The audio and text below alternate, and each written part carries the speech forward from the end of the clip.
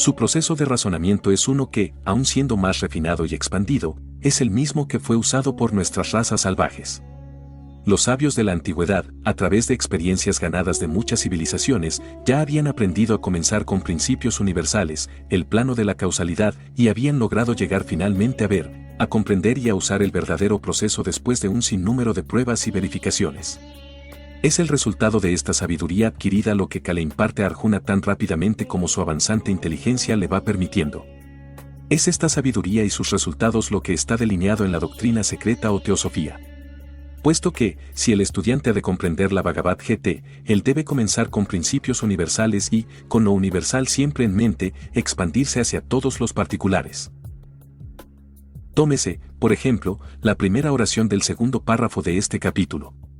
Todo este universo está penetrado por mí en mi forma invisible, todas las cosas existen en mí pero yo no existo en ellas. Aquí Ka está hablando como el espíritu omnipresente que está en todos los seres, el cual, sin embargo, está totalmente realizado en seres tales como Ka, Cristo y otros que han aparecido en el mundo de los humanos. Cuando Ka usa el pronombre personal a través de la GT, no se está refiriendo a su propia personalidad, sino al yo de todo. Por lo tanto, la sentencia mencionada puede ser leída. Todo este universo está penetrado y sostenido por el Yo Uno, el Espíritu Omnipresente, puesto que ese es el Yo y el percibidor en todas las formas, no puede ser visto externamente. Por razón de eso, todas las formas existen, pero eso no depende de la forma o formas, sino que éstas dependen de eso. En esta oración está contenida una expresión del principio universal básico, la causa y el sostén de todo lo que fue, es, o jamás será y sin la cual nada existe.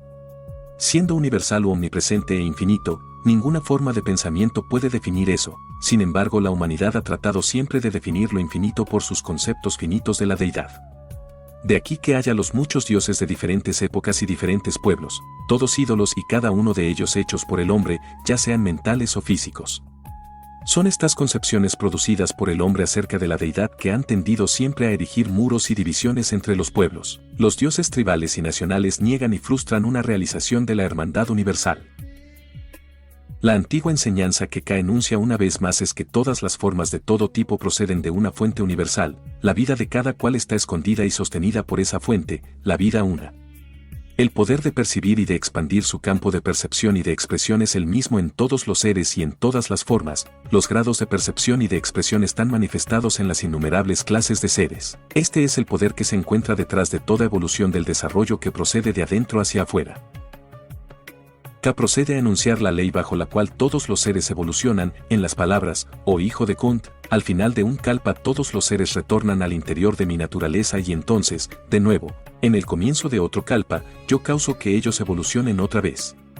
Un kalpa significa una gran era o periodo y la ley a la que se hace referencia es aquella de que se habla en la doctrina secreta como la ley de periodicidad o la ley de ciclos. Por todas partes en la naturaleza encontramos esta ley en operación, como día y noche, como verano e invierno. Como vida y muerte, como el aspirar y el expirar, como la sístole y la diástole del corazón y así como el sembrar y el cosechar. El nombre general para esta ley universal es karma, lo cual significa acción y reacción, causa y efecto, la misma aplica a todos los seres y a todos los planos. Dice un antiguo aforismo, no hay karma a menos que haya un ser que lo cree o que sienta sus efectos. Por lo tanto, toda manifestación es el resultado de la acción kármica por seres de todo grado en su mutua interacción e interrelación. La frase, yo causo que ellos evolucionen otra vez lleva consigo el significado de que cada periodo de manifestación, grande o pequeño, va seguido por otro sobre la base de la experiencia ya ganada. Eso que causa que ellos evolucionen otra vez es el yo de todo lo que es, al mismo tiempo, el yo de cada uno o como ha sido poéticamente llamado, el gran aliento con su gran expirar e inspirar, que son periódicos y recurrentes. La pulsación incesante puede decirse que es su único atributo. Esta naturaleza esencial es eso de lo cual se habla en la frase que dice, yo emano una y otra vez todo este montaje de seres, sin la voluntad de ellos, por el poder de la esencia material. La sentencia, sin la voluntad de ellos, puede ser comprendida si consideramos que ningún ser humano está en un cuerpo porque él, como tal, así lo deseara, ni tampoco abandona su cuerpo porque así él lo desee. La fuerza impulsante procede del yo interno, del hombre real. La oración, por el poder de la esencia material, podemos comprenderla si consideramos la declaración de que el espíritu y la materia son coexistentes y coeternos. Por la palabra materia se indica substancia primordial de la cual son producidas todas las diferenciaciones en la materia por acciones conscientes de seres de todos los diferentes grados. Y yo soy como uno que permanece indiferente, significa que el yo uno no está envuelto en ninguna forma particular ni colectiva de manifestación, pero por siempre permanece como el espectador, como el amonestador, el sostenedor, el que disfruta y también como el alma suprema. Igualmente, cada uno puede siempre decir, yo estuve en un cuerpo de niño y tuve experiencias pertinentes a ese estado, pasé a través de todos los cambios del cuerpo y circunstancias hasta el presente y pasaré por los cambios futuros, pero permanezco la misma incambiante identidad a través de todas las condiciones. Los ilusos me desprecian en mi forma humana, por ser desconocedores de mi naturaleza real como Señor de todas las cosas. El yo uno es el yo de todos los seres. En la Upanishad se dice que, el yo brilla en todos, pero en todos no resplandece. K dice que los ilusos fallan en reconocer este yo y, juzgando por las apariencias y por las clasificaciones arbitrarias, mantienen la separatividad. Y así actuando, ellos ponen en movimiento causas que producen efectos similares, en otras palabras, mal karma.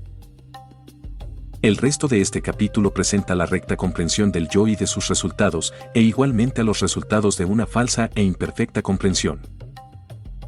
Las enseñanzas integrales de K enfatizan la declaración de que hay solo un espíritu y no varios, el mismo espíritu animando a todos los seres y sosteniéndolo todo. El mismo poder de percibir es poseído por todos igualmente. Las diferencias entre los seres consisten en el ámbito de la percepción adquirida a través de la evolución. Esto aplica a todas las vidas por debajo del hombre, al hombre mismo y a todos los seres superiores al hombre.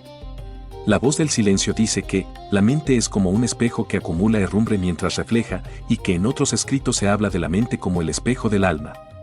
No podemos fallar y dejar de ver el hecho de que nosotros actuamos de acuerdo a las ideas que sostenemos sobre la vida, que lo que nosotros llamamos, nuestra mente, es un cúmulo de ideas sostenidas por nosotros como una base para pensamiento y acción, y que nosotros vamos cambiando de tiempo en tiempo a medida que encontramos ocasiones para tales cambios, pero que, en todo momento actuamos sobre la base de las ideas que sostenemos en ese preciso momento.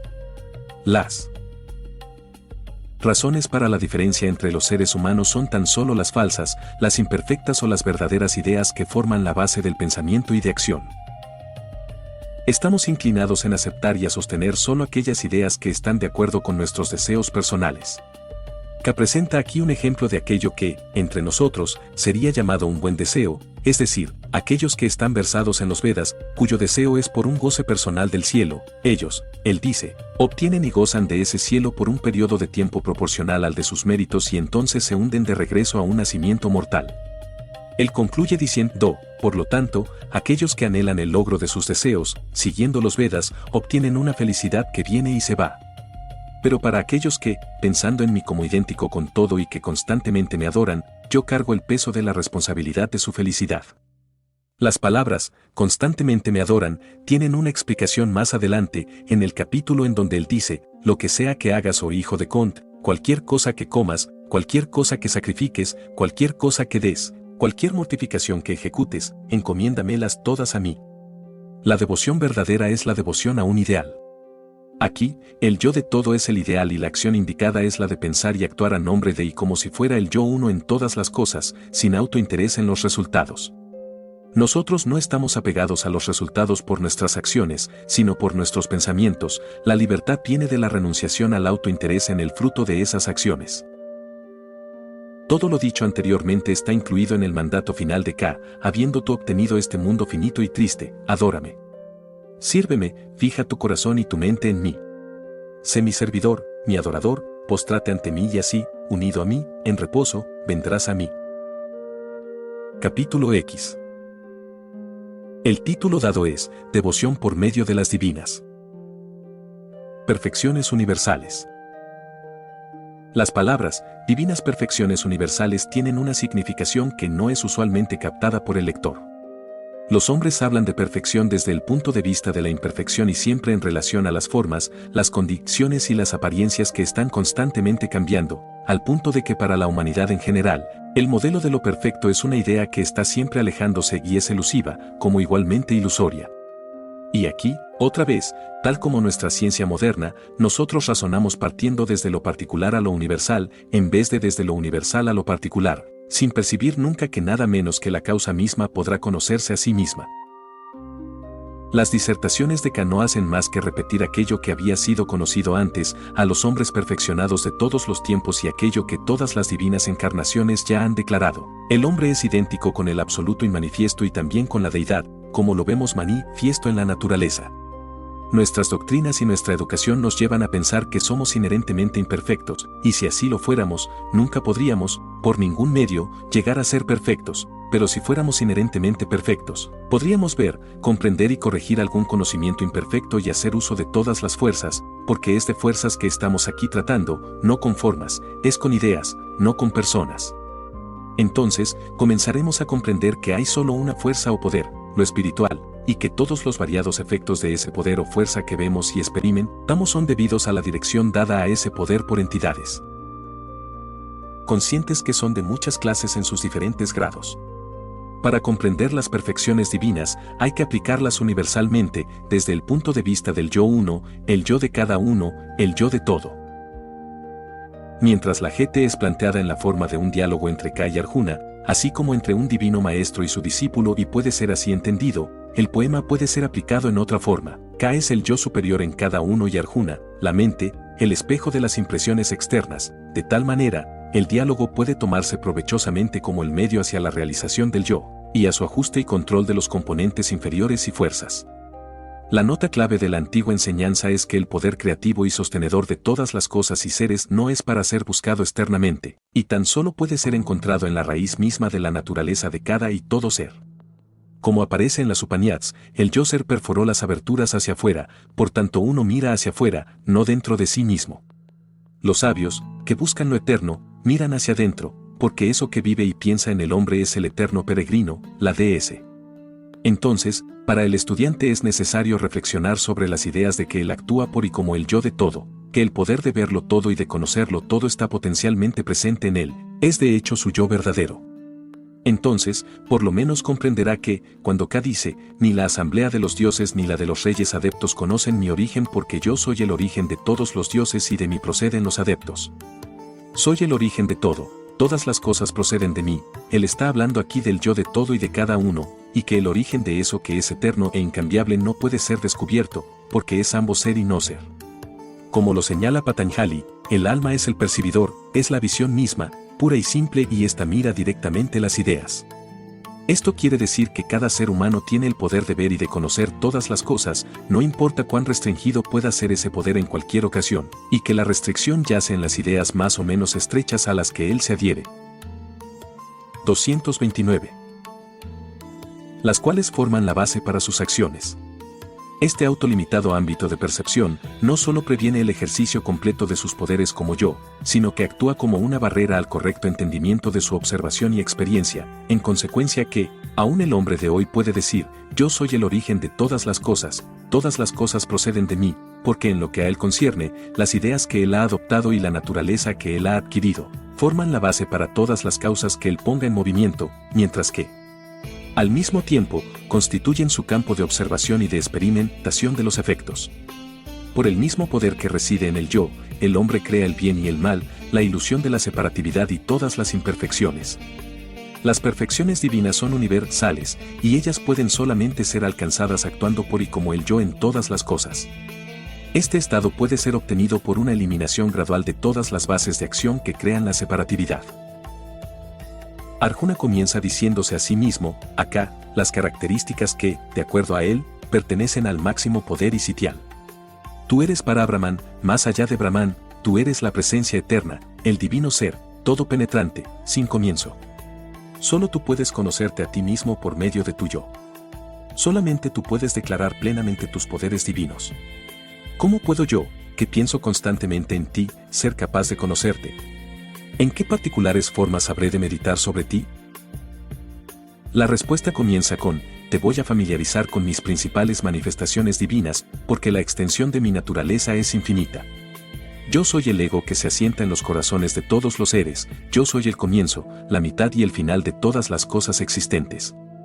Él prosigue, entonces, a declarar que, entre los dioses, el yo es lo supremo, entre las esferas planetarias, el Sol es su expresión, entre los espíritus del aire, el jefe de estos es una expresión de eso, entre las escrituras sagradas, eso es la esencia de aquellas, la canción o el sonido que todo lo impulsa, y así sucesivamente a través de una larga enumeración de formas, poderes y cualidades que ya son conocidas por Arjuna.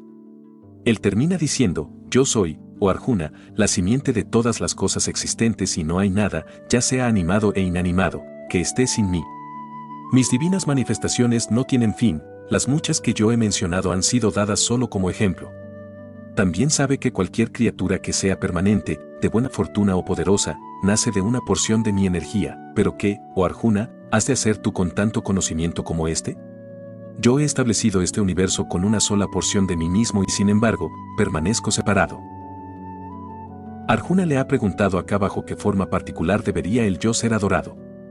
La respuesta de K fue, bajo todas las formas, porque no hay nada en el universo, animado o inanimado, que esté desprovisto de yo.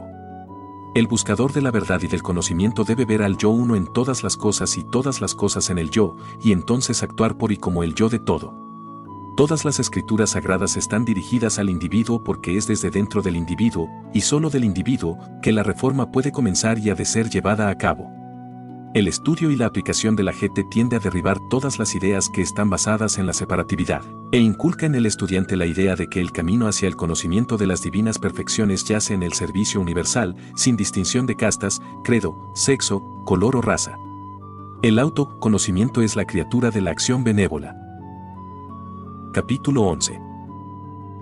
Intitulado, La visión de la divina forma como incluyendo a todas las formas, este capítulo, al igual que todos los demás, ha de ser aplicado al individuo mismo, pues, no obstante que aquí se haga constante referencia a muchas clases de seres, con sus variados grados de conciencia y de poder, se presenta una clara indicación de que cada ego divino es, primeramente, el yo y contiene, dentro de su ser, cada elemento que existe en el universo.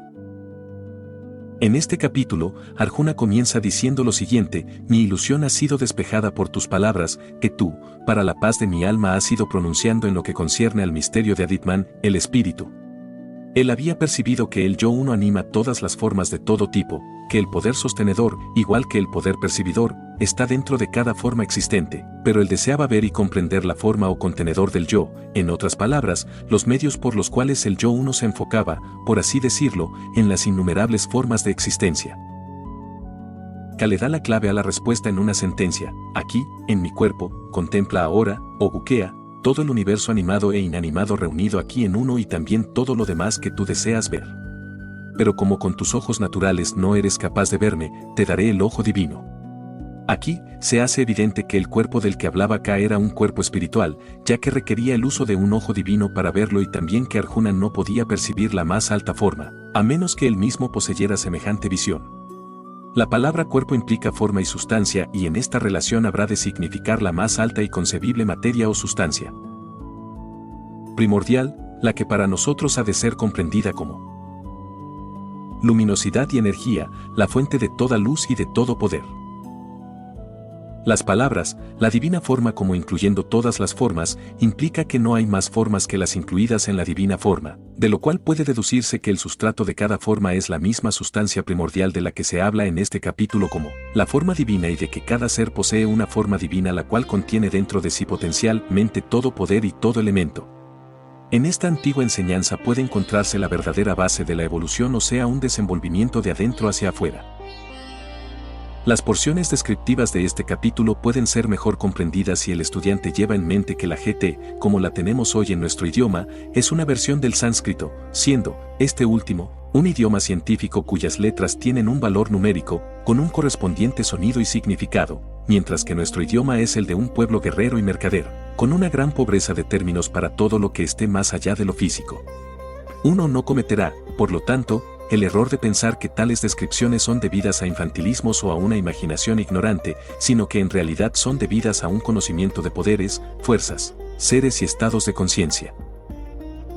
Sanjaya, el registrador del diálogo, nos dice, Hari, K, el poderoso señor de la fuerza misteriosa, le mostró al hijo de PTH, Arjuna, su forma suprema, con multitud de bocas y ojos. Numerosos ornamentos divinos y muchas armas celestes levantadas, adornada con guirnaldas y mantos celestiales, ungida con perfumes y ungüentos, llena de toda cosa maravillosa, el eterno Dios cuyo rostro está vuelto en todas direcciones. El eterno Dios es el percibidor dentro de la divina forma, el rostro, vuelto en todas direcciones es la forma divina, que, como un espejo esférico, refleja todas las cosas. Todas las diferenciaciones de substancias ocurren dentro de la forma divina y cada diferenciación necesita su propio modo peculiar de expresión y sus apariencias, correspondiendo así a las bocas, ojos y formas maravillosas. Se ha dicho de muy antiguo que la deidad geometriza. Todas las formas evolucionan de adentro hacia afuera. Desde el punto cuyo centro está en todas partes y cuya circunferencia no está en ninguna parte, una radiación empieza idéntica en todas direcciones y establece una circunferencia, una esfera dentro de la cual la actividad del punto está particularmente confinada. Dicho punto, extendiéndose horizontalmente, se convierte en un diámetro, dividiendo la esfera en dos hemisferios, positivo y negativo, estableciendo así una base para acción y reacción. Una extensión más del punto verticalmente a la circunferencia divide la esfera en 4 partes, representables en una superficie plana como una cruz dentro del círculo.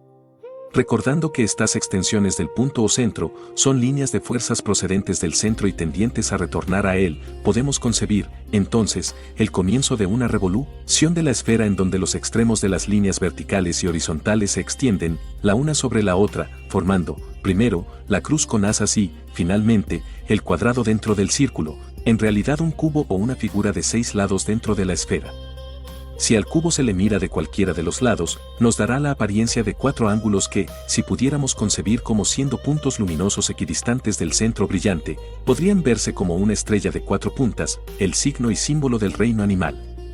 Si pudiéramos imaginar a Arjuna como viendo dentro de la divina forma todas las líneas vivientes de fuerza y las formas por ellas producidas, la estrella de 4, 5 y 6 puntas y las figuras poliédricas, todas en movimiento y de una maravillosa brillantez luminosa con muchos colores y representando las actividades de cada ser de todo grado dentro del universo, podríamos tal vez obtener una leve concepción de las partes descriptivas que hay en este capítulo. Yo soy el tiempo que ha llegado a maduración, manifestándose para la destrucción de todas estas criaturas. Tiempo. Llegado a maduración significa la consumación de todos los ciclos, porque todo lo que comienza en el tiempo, termina en el tiempo, cada acción tiene su propio ciclo o periodo de retorno, o sea de reacción, porque es la acción y las acciones las que producen los ciclos y estas últimas varían desde una duración momentánea hasta aquella de una gran era, ya que esas acciones han sido producidas por entidades separadas, por clases enteras de seres o por la colectividad de las acciones de muchos seres de todo grado concernientes a cualquier sistema particular de evolución. La referencia general que aquí se hace es a la impermanencia de todas las formas o combinaciones de ellas. El cambio es necesario para el progreso, porque sin cambio solo habría estancamiento, de aquí la constante desintegración y también reintegración de elementos en las siempre cambiantes relaciones y formas, todas traídas a la existencia por los requerimientos del percibidor, el hombre real dentro de uno, quien es el único sobreviviente a través de todos los cambios. Tú eres el ser uno indivisible y también el no ser, eso que es supremo. Esta declaración solo puede ser comprendida por cada uno aplicándola a sí mismo. Ya sabemos que no somos nuestros cuerpos, porque estos constantemente cambian, en tanto que nosotros permanecemos siendo la misma identidad a través de todos los cambios. Tampoco somos nuestras mentes, nosotros cambiamos de opiniones donde quiera que encontramos la ocasión de hacerlo. Si fuéramos nuestras mentes, no podríamos llevar a cabo nuestros cambios de opinión y, aún más, resulta muy claro que el cambio no puede ver el cambio, solamente aquello que es permanente puede ver el cambio. Esa permanencia es lo real, el hombre inmortal o, como dice la voz del silencio, el hombre que fue, que es y que será, para quien la hora nunca suena. Cada uno es el yo, el percibidor, el no ser y sin embargo, es la causa y sostén del ser, tal como lo dice la GT en este capítulo, tú eres el conocedor y aquello a ser conocido, tú eres el receptáculo real y supremo de este universo, el recogedor de toda experiencia. Cuando este universo se disuelva, porque al final del gran ciclo, que incluye todos los ciclos menores, los seres retornan al estado primordial, pero con la adición de la experiencia ya ganada. La próxima gran oleada de evolución procederá sobre la base del conocimiento adquirido por todos los seres envueltos. Habiendo sido ignorante de tu majestad, te tomé por un simple amigo y te he llamado a ti, oh Ka, oh hijo de Yadu, oh amigo, y, cegado por mi afecto y mi presunción, te he tratado, a menudo, sin el debido respeto en el juego, en el recreo, en el reposo, en tu sillar, en tus comidas, en privado y en público. Por todo esto yo te pido, oh ser inconcebible, que me perdones. Ka ha de ser considerado no solo como el representante del yo en todos los seres, sino como al ser divino encarnado en una forma humana. Arjuna había pedido ver la divina forma y, al haberla visto, cayó en congoja ante su grandeza y gloria, percatándose de que se había comportado con Ka como si fuera un ser humano igual a él, aunque mucho más sapiente. Por lo tanto busca el perdón de este último por su presunción, pidiéndole a Ka que reasuma la forma a la cual él estaba acostumbrado. Aquí, en esta antigua escritura sagrada, se describe el fatal error que repite, una y otra vez, la humanidad al fallar en reconocer a un maestro divino cuando éste aparece dentro de ellos en el aspecto humano. Buda, Jesús y muchos otros antes y después de ellos, fueron tratados por sus contemporáneos como seres humanos ordinarios, movidos por intenciones similares a la del resto de los humanos. Ellos fueron antagonizados por los intereses establecidos, ya fueran religiosos o de cualquier otro tipo, porque las doctrinas que ellos enseñaron eran destructivas de las netas y rígidas conclusiones sobre las que esos intereses habían sido establecidos. Sus discursos y obras llamados a instruir, a iluminar y a beneficiar, fueron siempre interpretados como violaciones a la ley, a las costumbres y a las tradiciones y fueron frecuentemente caracterizados como de naturaleza criminal. Aún entre sus más inmediatos discípulos, pudo ser encontrada la sospecha, la duda, los celos, el miedo, el resentimiento y el interés propio, ninguno de los cuales hubiera podido existir si es que la naturaleza real del maestro hubiera sido comprendida. Estas condiciones impidieron una legítima relación entre maestro y discípulo, que es tan necesaria al último si es que él ha de beneficiarse plenamente de esa relación.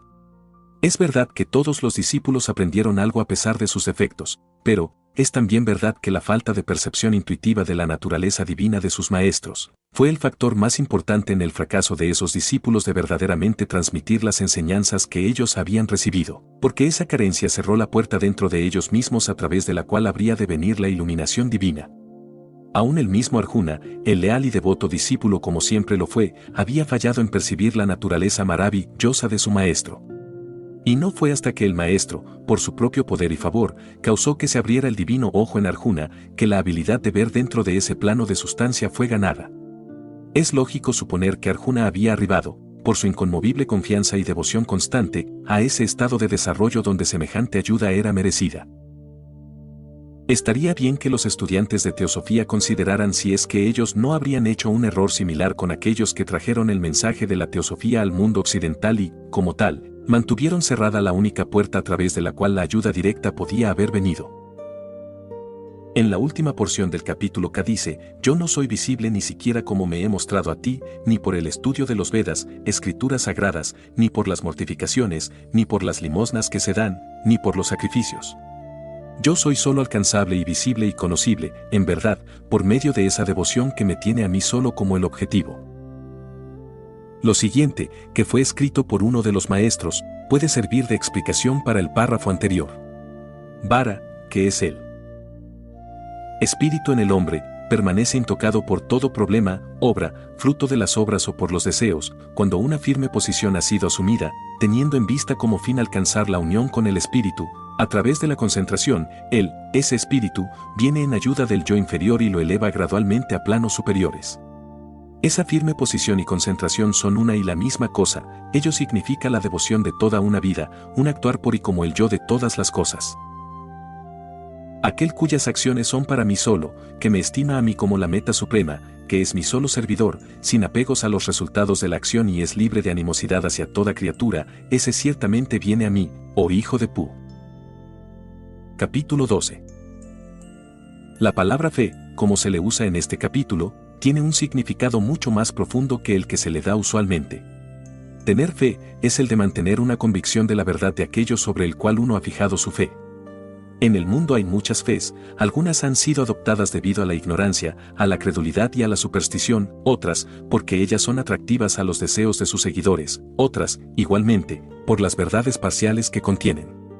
Pero eso que falta en todas ellas es conocimiento, porque una convicción mantenida en la ignorancia no hace más que perpetuar la ignorancia y los resultados de esta, una convicción mantenida por el deseo, solo perpetúa los deseos y sus resultados, y una convicción mantenida por las verdades parciales perceptibles indica un poco de conocimiento, pero no lo suficiente para distinguir el error que está siempre entremezclado con las verdades parciales. La fe de que habla K es aquella que está fundamentada en el autoconocimiento o el conocimiento del yo como siendo todo y estando en todo. Una confianza puesta sobre ese yo supremo y una identificación del yo de uno con eso, presenta una base incambiante e incambiable de la cual puede ser percibida la verdad en relación al hombre y a toda la naturaleza. La verdadera fe puede solo existir cuando está fundada sobre el recto saber y conocimiento. En la respuesta de K, con la cual cierra el capítulo 11, encontramos estas palabras: yo soy para ser alcanzado, visto y conocido, en verdad, por medio de esa devoción que me tiene a mí solo como su objetivo. Pero en el capítulo 12, Arjuna le sigue con esta pregunta: entre esos de tus devotos que siempre en esa forma te adoran, ¿quién sigue el mejor camino? ¿Aquellos que adoran lo indivisible y lo inmanifiesto o aquellos que te sirven como tú te ves ahora? La respuesta de K incorpora lo siguiente: para esos, cuyos corazones están fijos en lo que es inmanifestado, la labor es mucho más grande, porque el sendero hacia lo inmanifiesto es difícilmente alcanzado por seres con cuerpos. Aquí, una nota al pie explica que la dificultad a que se hace mención es aquella causada por la personalidad, que causa que veamos al Supremo como diferente y separado de nosotros. La tendencia de los seres humanos es la de pensar y actuar como personas en sus relaciones con otros seres humanos y con la naturaleza manifiesta en general y, aun cuando pueden desear ardientemente actuar por y como el yo, se encuentran continuamente cayendo bajo la influencia del sentimiento puramente personal de separatividad. En cuanto a las palabras, o aquellos que te sirven como eres ahora, se refieren a esa forma de K que Arjuna mejor conocía. El que esto fue una forma humana queda indicado en el capítulo previo, en donde Arjuna dice: habiendo sido ignorante de tu majestad, te tomé por un amigo y te he llamado, oh K, oh hijo de Idu, oh amigo, y, cegado por mi afecto y presunción, en ocasiones he llegado a tratarte sin respeto, en el juego, en el recreo, en tu sillar así como en las comidas, en privado y en público, y todo esto, a ti ruego, oh ser inconcebible, que perdones. En esta oración, Arjuna reconoce a K como una encarnación divina, como un ser que ha alcanzado la perfección y que había encarnado voluntariamente con el propósito de ayudar a aquellos que todavía luchan en este océano de encarnaciones y muertes. El que tales encarnaciones divinas no han sido infrecuentes, tanto antes como después de la época de K, queda demostrado por un estudio de las grandes religiones del mundo. La razón de ser y el significado de tales encarnaciones se halla claramente en la doctrina secreta. El sendero de cada Arjuna y de cada uno de nosotros no es más que eso, es primeramente un reconocimiento de que el verdadero conocimiento tiene que existir y un deseo ardiente de obtener ese conocimiento. Entonces, viene una búsqueda por la fuente de tal conocimiento, en esa búsqueda yace el peligro para el buscador. Él encontrará muchos maestros, cada uno con una pretensión de poseer ese conocimiento. Al paso que no tiene aún los medios para determinar lo verdadero de lo falso, aceptará ignorantemente ese maestro o enseñanza que estén de acuerdo con sus propias ideas y deseos. Este, desafortunadamente, es el curso de la mayor parte de los buscadores.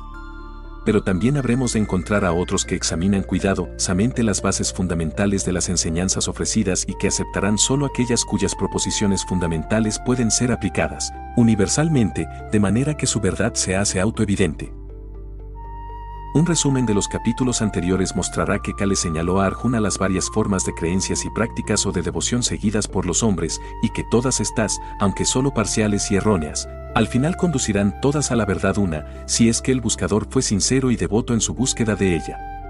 Al mismo tiempo, la realidad o verdad una fue declarada ser accesible a todos los hombres y ser el sendero supremo, el más directo y más noble, el que conduce a la comprensión, a la sabiduría y a la verdadera felicidad. Pero en caso de que fueras incapaz de fijar firmemente a la vez tu corazón y tu mente en mí, esfuérzate, entonces, oh Dhananjaya, en encontrarme por la constante práctica de la devoción. La constancia se gana por un empeño persistente de llegar a ser constante, firme y determinado. Y si después de una práctica constante, eres todavía incapaz, sígueme por las acciones hechas por mí, porque haciendo obras por mí, lograrás la perfección. Las obras a las que se refiere esto son especiales, diseñadas y ejecutadas a nombre del Supremo y todas tendientes hacia la eliminación de la idea personal de separatividad.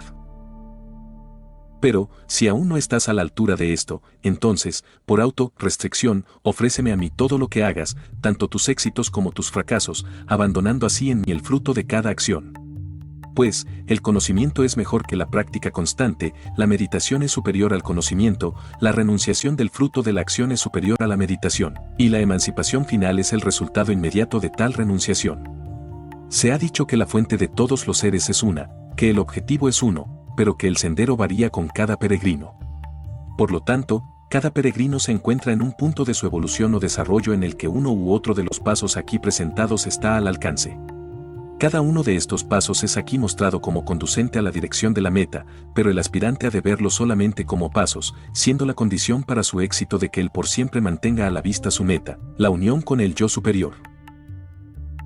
Dominar a sí mismo significa mantener bajo control el yo personal. Ofrece todas tus obras, tus fracasos y éxitos igualmente, en mí, abandonando en mí el fruto de cada acción. Esto no necesita mayor explicación, porque esa misma instrucción ha sido dada tan frecuentemente en los capítulos anteriores de la GT. Por ejemplo, la libertad viene de la renuncia al propio interés en el fruto de las acciones de uno. El propio interés es siempre un asunto del modo de pensar. Es imposible que tengamos apegos por una cosa acerca de la cual no pensamos, ni sentir antipatía hacia una cosa en la cual no pensamos. Por lo tanto, si nos encontramos a confrontar cosas que requieren ser hechas, debemos hacerlas, sin importarnos que ellas prometan triunfo o fracaso para nosotros. K dice que la emancipación es el resultado inmediato de tal renunciación y, por lo tanto, coloca la completa renunciación como el logro de la meta. La renunciación es superior a la meditación, porque es por meditación sobre el fin que se tiene en vista que la renuncia nos llega. La meditación es superior al conocimiento, porque el recto conocimiento produce recta meditación. El conocimiento es mejor que la constante práctica, porque la práctica genera conocimiento. El resto del capítulo debería ser leído en relación con estos comentarios, porque allí K habla de las cualidades poseídas por aquellos que siguen el sendero que él muestra. El capítulo termina con estas palabras: pero aquellos que buscan esta ambrosía sagrada, la religión de la inmortalidad, tal como yo la he explicado, llenos de fe, atentos a mí sobre todo lo demás y unidos a la devoción, son mis bien amados. Capítulo 13. En la revista The Path de octubre de 1890, William Q. Judd publicó este 13º capítulo cuyo prefacio decía: en nuestros días hay muchos profesores de ocultismo, tal como, hace años, numerosos eran quienes pretendían conocer sobre la piedra filosofal. Sin embargo, ambos estaban y están instruidos, principalmente, en la repetición de lo que habían oído como ocultismo, sin que hubiera sustancia ni realidad debajo de tal posición. Ahora, como entonces, las cosas más incidentales de la verdadera práctica del ocultista son consideradas, comentadas y buscadas. Lo fenoménico o el poder de producirlo constituyen el fin y objetivo de los esfuerzos de estos buscadores. Pero busquemos lo que busquemos, no encontraremos, entre ellos, un conocimiento real, una experiencia real, ni la verdadera iniciación. Estando en el sendero equivocado e ilusionados por una falsa luz, ellos no pueden hacer más que confundir, frustrar y engañar a aquellos que han puesto toda su confianza en ellos. Durante los días de fama de todo Rosacruz, existía una cierta excusa para la masa de buscadores, pero desde que las viejas obras hindúes han llegado gradualmente a ser conocidas a todos, esa disculpa llegó a su final, porque ya ha llegado a todas las manos la nota de advertencia que ha sido sonada y, por doquiera, hay signos que muestran en cuál dirección yace el verdadero sendero. Particularmente en ese libro maravilloso, la Bhagavad Gita. En esta obra, sin embargo, estando carente de lo fenoménico y sin importar la falta de atractivo y decarnada por la emoción psíquica, encontramos con que nos señala el camino, declara la ciencia mística, la verdadera devoción y la recta acción. De este capítulo se ha dicho que contiene la totalidad del ocultismo, por lo cual se quiere significar que el ocultismo omniabarcante que comienza con el supremo punto de percepción y de realización, el yo interior, y que considera la acción y la reacción en cada plano de manifestación, como el proceso por el cual el poder y la sabiduría individual y universal son logrados. Aquello que cierra el paso en el camino al conocimiento es la ignorancia y, desde el punto de vista del verdadero ocultismo, la raíz de toda ignorancia yace en los conceptos erróneos de nuestra propia naturaleza esencial. En este capítulo, K trata de la devoción por medio de la discriminación entre el cuerpo y el alma, significando pensamiento y acción basado en el conocimiento de lo que es el cuerpo y de lo que es el alma. Él habla, entonces, este cuerpo perecedero como incluyendo no solamente la forma física, sino tales elementos como los siguientes: ahakra, egoísmo, buddhi, intelecto o juicio, el espíritu inmanifestado e invisible, los 10 centros de acción, la mente y los 5 objetos de sensación, el deseo, la aversión, el placer y el dolor, persistencia de la vida y firmeza, el poder de cohesión. En esta declaración está incluido todo aquello que concibe la mente ordinaria como existencia consciente, cosa que está hecha a propósito, porque si hemos de arribar a una comprensión de lo que es permanente, debemos, primero, ver claramente todo lo que es impermanente y perecedero.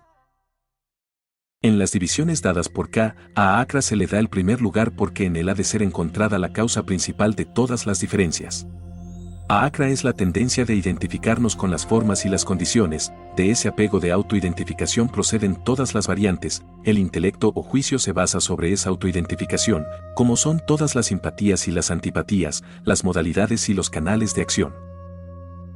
Si tan solo pudiéramos captar la idea de la naturaleza perecedera de ahakra, egoísmo, la naturaleza perecedera de los demás elementos pudiera ser entendida. Es un hecho que nosotros nos identificamos con el siempre cambiante y perecedero cuerpo, con sus condiciones y relaciones, que también están por siempre cambiando. Podemos decir, soy feliz, o estoy triste, estoy enfermo o estoy bien, estoy contento o estoy insatisfecho. Todas estas expresiones se deben, solo, a alguna forma o condición que es cambiable. Nosotros hemos de observar que el apego de autoidentificación se concierne primeramente con la forma presente y sus condiciones, aun cuando nosotros nos damos cuenta de que otras formas y condiciones han existido en el pasado a las cuales hemos estado apegados por gustos y disgustos y que aún otras existirán en el futuro. Nosotros hemos pasado por todos los cambios del pasado y también habremos de ir a través de todos los cambios del futuro. Los cambios pasados ya han perecido, los cambios presentes están pereciendo, los cambios futuros también perecerán. Sin embargo, nosotros permanecemos a través de todos ellos, incambiados e incambiantes. Si podemos captar esta idea y aferrarnos a ella, habremos tomado un primer paso hacia el recto conocimiento y hacia la libertad, porque, como lo dijo un antiguo sabio, el alma es el percibidor, es, sin duda, la visión misma, pura y simple no modificada, y contempla directamente las ideas. En este capítulo están las declaraciones siguientes de un tono similar: yo soy el conocedor en cada cuerpo mortal, así como el sol ilumina todo el mundo, igualmente ilumina el espíritu uno cada cuerpo, aquel que ve igualmente el ser supremo existiendo imperecedero en todas las cosas perecederas, ese ve en verdad, percibiendo al mismo Señor presente en todo y por todas partes. Él no destruye su propia alma en razón del yo inferior, ahakra, sino que va hacia el fin supremo. Ha de hacerse aparente a cada uno que piensa que para ser inmortal se requiere ser incambiante, porque aquello que cambia no tiene estabilidad. No podría haber una continuidad de la conciencia, ni siquiera a través de una existencia física, a no ser que haya allí una identidad permanente. El mismo yo ha observado tales condiciones, ideas y sentimientos desde la infancia hasta el presente y las seguirá observando a través de todos los años por venir. Esta mente occidental nuestra encuentra dificultad en reconciliar la incambiabilidad con el progreso, esto es debido a ahakra, la tendencia a identificarnos con las formas y las condiciones. Las formas y las condiciones sí cambian, pero no por sí mismas, porque hay eso que hace que al cambio le siga el cambio y eso es el espíritu interno, el que continuamente impele los instrumentos que ha evolucionado hacia una mayor perfección. Por lo tanto, el progreso y la evolución significan un desarrollo de adentro hacia afuera, un impulso constante hacia un mejor y mejor instrumento para el uso del espíritu, el yo interior. El espíritu en el cuerpo es llamado Maesvara, el gran señor, el espectador, el amonestador, el sostenedor, el disfrutade, y también Paratman, el alma suprema. Esta oración dice realmente toda la historia completa: el espíritu ve, rectifica, sostiene y disfruta a través de su instrumento o vehículo. El ideal de progreso es un vehículo perfeccionado que hará contacto y reflejará, en el sentido máximo, todos los mundos y todos los seres. El término cuerpo ha sido usado en todo este capítulo, pero no debe suponerse de que se trata solamente del cuerpo físico. El cuerpo físico está incluido dentro de ese término, porque en sí mismo es el producto de involución y evolución desde más elevados estados de sustancia y materia. K dice, sabe que Prakrti, la naturaleza, sustancia, y Purva, el espíritu, no tienen comienzo. Y sabe que las pasiones y las 3 cualidades Oguas surgen de la naturaleza. Se ha dicho que la naturaleza o Prakrti es lo que opera en producir causa y efecto en todas las acciones. No puede haber acción a menos que haya algo sobre lo cual actuar. Ese algo es la substancia suprema, es eso que llena todo el espacio y de lo cual todas las formas más densas de sustancia o de materia han sido evolucionadas y dentro de lo cual ellas están contenidas. Por lo tanto, en este plano, el cuerpo representa todos los demás estados de sustancia desde los cuales él ha evolucionado, por los cuales está rodeado y con los cuales está conectado. Un estudio de los 7 principios del hombre dará una comprensión de esta afirmación, si se ha de recordar que el hombre, el pensador, no es ninguno de sus principios, pues son sus vehículos o instrumentos. Se ha dicho que el espíritu individual o puro es la causa de la experiencia del placer y del dolor, a través de la conexión con la naturaleza, que ha de hallarse en el instrumento. Porque el espíritu, cuando es investido con la materia o practi, experimenta las cualidades que proceden de practi, que es su conexión con estas cualidades, y su autoidentificación con ellas, es la causa del renacimiento en matrices buenas y malas. K dice aquí que, las pasiones y las 3 cualidades surgen de la naturaleza, practi. Y estas 3 cualidades oguas representan apegos a la existencia corporal a través del amor de todo lo que es bueno y placentero, sattva, a través de una propensión por la pasión y el deseo, rajas, a través del descuido y la negligencia, la que destruye el poder del discernimiento o juicio. Todas estas son debidas a la autoidentificación con una forma u otra de existencia corporal. Aquello que informa y que mueve toda manifestación es el espíritu uno. Ese espíritu es lo real y lo permanente en todas las formas y seres, como dice K, es la sabiduría misma, el objeto de la sabiduría y aquello que se gana por medio de la sabiduría, es el receptáculo y la simiente, es el poder de percibir, la conciencia, la vida en todas las cosas. Es la causa de la manifestación y el poseedor de todo el conocimiento así ganado. Causa y percibe el cambio, pero eso queda inalterado. Todo poder y toda ley proceden de eso y son inherentes a eso. Este es el significado de espíritu, en donde K dice en conclusión, aquellos que, con el ojo de la sabiduría, perciben cuál es la diferencia entre el cuerpo y el espíritu y la destrucción de la ilusión de los objetos, van hacia lo supremo. La expresión, ilusión de los objetos, significa ver los objetos como diferentes del espíritu. Cada objeto puede ser llamado una expresión del espíritu a través de varios vehículos evolucionados, así le llamemos a estos, átomos, moléculas o las formas compuestas por ellos. En la voz del silencio, una declaración de igual importancia puede ser tomada en cuenta. El ojo del espíritu, el ojo que nunca se cierra, el ojo para el cual no hay velo en todos los reinos de la naturaleza. Y todas las criaturas, siendo esencialmente espíritu, luchan, conscientemente o inconscientemente, por realizar su ser espiritual a través del contacto psíquico y físico con toda la naturaleza manifestada, algunos por meditación, otros por servicio, algunos, erradamente, por el egoísmo de la separatividad. Y mientras todos los senderos conducen al Supremo, es sólo cuando se ha realizado la distinción de lo permanente con lo perecedero, que los erróneos senderos son abandonados y el sendero verdadero es seguido. Capítulo 14. Este capítulo, como todos los demás de la GT, trata de una sola devoción suprema, a la cual todas las demás formas de devoción humana habrán de dar paso, eventualmente, a medida que el peregrino lucha hacia la perfección. El gran Brahman, aquí se refiere a practi o sea materia o naturaleza, porque la materia o la naturaleza es la causa de toda acción a través del universo, siendo la base por medio de la cual la acción puede tener lugar. No hay acción a menos que no haya algo sobre lo que actuar, por lo tanto, se ha dicho que el espíritu y la sustancia no han tenido comienzo, o sea, son coeternos y coexistentes. Como hay grandes periodos de no manifestación y de manifestación, igualmente para el espíritu o conciencia, y la sustancia o materia, debe haber periodos de latencia y periodos de actividad que están sincronizados los unos con los otros. Practi o substancia es la matriz en la cual el yo o espíritu coloca la simiente de pensamiento o idea, y de ello, la acción y la evolución comienzan. La siguiente clasificación y discusión acerca de las 3 cualidades oguas ilustran la diferencia vital entre la antigua y verdadera psicología del Oriente y a lo que ha sido llamado psicología occidental. Ambas abundan en clasificaciones, las del Oriente son mucho más numerosas que las clasificaciones de Occidente y cubren un campo muchísimo más amplio. En sus clasificaciones, la psicología occidental se refiere solamente a estados mentales, mientras que la psicología de la GT y de los antiguos sabios clasifica los estados morales, tratando los estados mentales como simples efectos producidos por condiciones morales. Y aquí yace el secreto de la presa que la GT ha guardado a través de las edades y que crecientemente continúa teniéndola.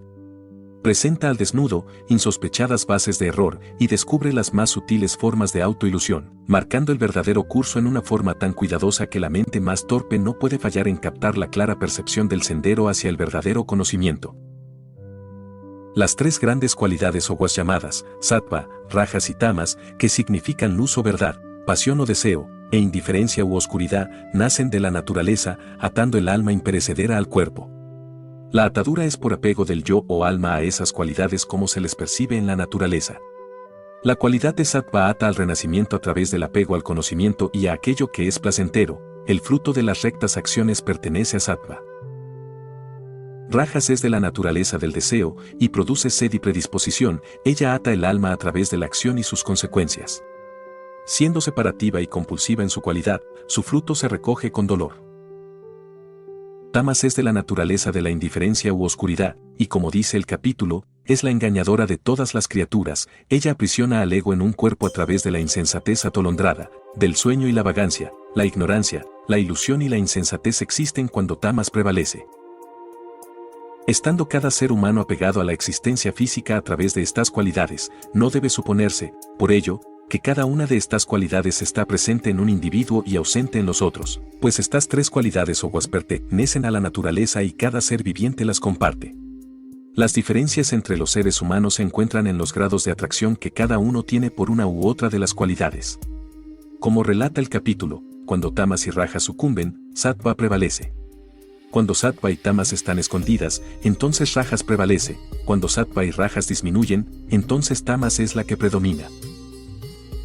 Una vez que el estudiante comprende la naturaleza de estas tres cualidades o atracciones que se encuentran en la existencia. 251.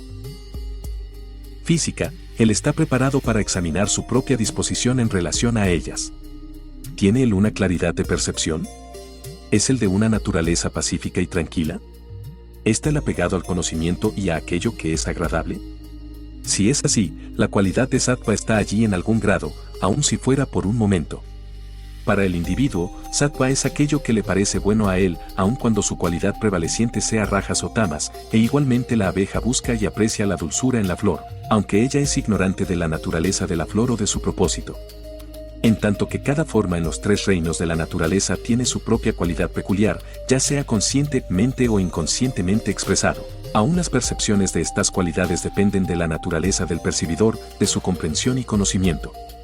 El bien y el mal son relativos, la naturaleza no puede ser clasificada como parte buena y parte mala. La bondad, la pasión y el deseo, la ignorancia, la indiferencia y la insensatez están dentro de nosotros mismos. El sendero hacia la percepción y la perfección sátvica comienza con el sentimiento de responsabilidad por todo pensamiento, palabra y hecho y termina en el altruismo. Las características de rajas son el amor a las ganancias y la actividad en la acción, significando el mantener la acción externa como un fin en sí mismo, es la iniciativa de obras, la inquietud y el deseo desordenado, produciendo sed y propensión por posesiones de cualquier y cada clase, el hablar fuerte, modales y acciones burdas y la afirmación de sí mismo en sus múltiples formas. Tama se muestra a sí misma en la indiferencia o la oscuridad, como denota el capítulo. Aquí parecería como si indiferencia y oscuridad son términos sinónimos, porque aquello que nosotros llamamos indiferencia se alza de la ignorancia de la verdadera naturaleza de las cosas, de los eventos y de los seres, y bien podría ser llamado el egoísmo de la ignorancia. Hay, desde luego, muchos grados de tamas, de hecho hay tantos como hay mentes, porque tamas queda señalada donde quiera que haya ignorancia, torpeza, vagancia e ilusión en cualquier grado.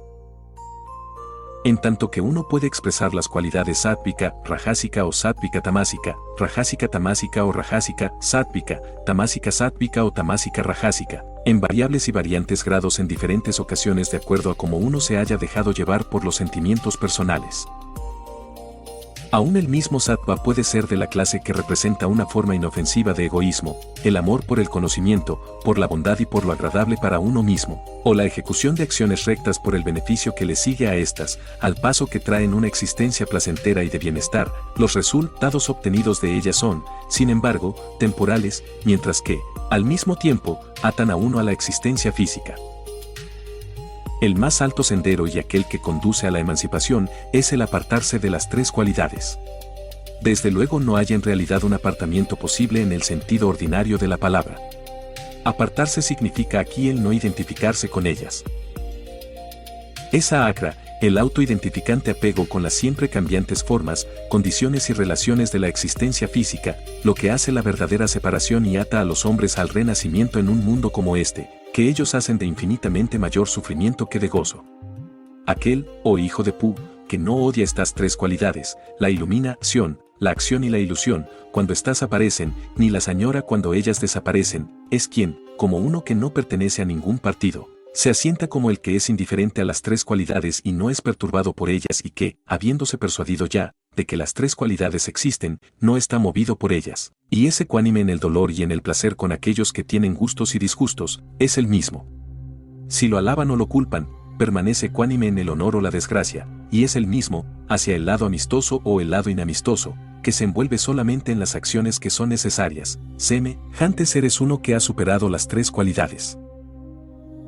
Capítulo 15. Dicen los hombres que el Asvata, el eterno árbol sagrado, crece con sus raíces arriba y sus ramas abajo y que sus hojas son los Vedas. Aquel que conoce esto conoce los Vedas. Con estas palabras Ka nos presenta un símbolo usado por los hombres para indicar el universo como una corriente evolucionaria eterna, procedente de una fuente incambiante. Esa fuente, aunque incambiante en sí misma, produce el cambio en las siempre crecientes diferenciaciones a través del gran periodo de manifestación. Cuando el límite de esa diferenciación es alcanzado, ese mismo impulso, gradualmente, se retira y absorbe todas las diferenciaciones hacia la homogeneidad. Este proceso evolucionario está gráficamente simbolizado en la doctrina secreta como el gran aliento, con su periódico expirar e inspirar. Ni la expiración ni tampoco la inspiración, ni las dos juntas, describen o constituyen el gran aliento, porque estas son acciones hechas por eso que tiene el poder de actuar así. Como Ka lo dice en este capítulo, del espíritu primario fluye la corriente interminable de la existencia condicionada. Las hojas de este árbol son los Vedas, se refiere específicamente a las sagradas escrituras de la época, al mismo tiempo debe darse por entendido como aplicable a las sagradas escrituras de todos los tiempos, pues estas no son sino formulaciones que presentan, en forma concreta, tales ideales espirituales, filosóficos y éticos como existen entre los hombres en el tiempo durante el cual se elaboraron. Estas formulaciones están aquí propiamente simbolizadas por las hojas, porque ellas brotan de las ramas, las tres cualidades hojas tienen su periodo de manifestación y son reemplazadas por otras hojas. La forma de ese árbol no es comprendida por los hombres, porque no tiene principio, ni puede, su presente constitución, ser entendida, ni tampoco tiene un final. Esta sentencia puede ser comprendida mejor si se lee en conexión con el segundo párrafo del capítulo. Es tan solo una porción de mí mismo que, habiendo asumido vida en este mundo de existencia con dijo, nada, atrae hacia sí los cinco sentidos y la mente, de manera que pueda obtener un cuerpo y pueda dejarlo de nuevo. Este poder de atraer y también de dispersar, es un poder del Espíritu Supremo, es el yo, lo real en el hombre, una porción de mí mismo en cada forma humana, así como también en todas las formas.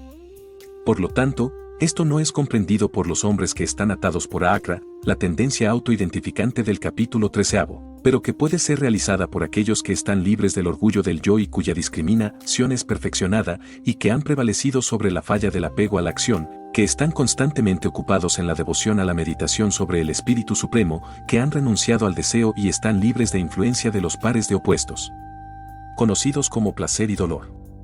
El conocimiento del Espíritu Supremo viene de la identificación con eso, la realización viene de morar y reflexionar sobre la cosa a ser realizada. El poder de percibir es la esencia misma de nuestro ser, nuestras percepciones no son ese poder, ellas son el ejercicio de tal poder, nuestras percepciones son la base de nuestras acciones. Es precisamente porque nosotros nos identificamos con nuestras percepciones que somos engañados y atados por las acciones que fluyen de ellas. Hay dos tipos de seres en el mundo, uno divisible y otro, indivisible. El divisible es todas las cosas y todas las criaturas, eso es, todas las formas y objetos de toda especie, ya que cada forma y objeto está compuesto de formas menores o expresiones de la vida o de conciencia. Nuestros cuerpos, por ejemplo, están compuestos de vidas y sustancias, mineral, vegetal y animal. Estas han sido tomadas de los tres reinos inferiores a nosotros y son retornadas a ellos, de allí, el término divisible. El indivisible es llamado casta o aquel que permanece en lo alto inalterado. En cada forma compuesta, y todas las formas son eso, hay una conciencia de síntesis que ha evolucionado y sostiene esa forma. Ese poder de síntesis es inalterado por cualquiera de los cambios en la forma. En el hombre, casta parecería indicar el ego divino, cuya divinidad y naturaleza espiritual permanece la misma a través de todas las formas y cambios. Pero hay otro espíritu designado como el Espíritu Supremo, Paratman, que penetra y sostiene los tres mundos.